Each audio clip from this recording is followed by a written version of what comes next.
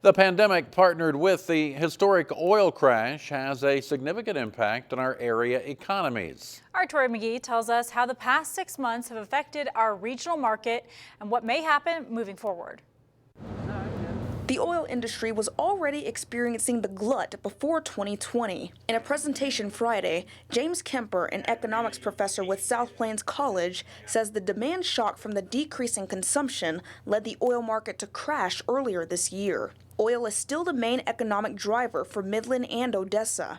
And I like to compare this to us who have way too many things in our home, and eventually you go and pay extra money at a storage unit.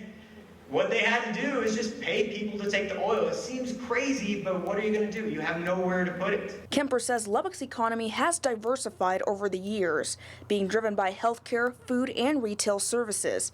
It's not as dependent on cotton anymore. Monthly sales tax data shows a steady decrease in consumer spending in Lubbock and Amarillo from January to April before rising again. Kemper says lockdowns weren't the primary factor for the decrease, rather people weren't comfortable going out. For Midland and Odessa, data showed a sharp drop in consumer spending from March to April. There was probably going to be a recession in Midland and Odessa regardless of the pandemic.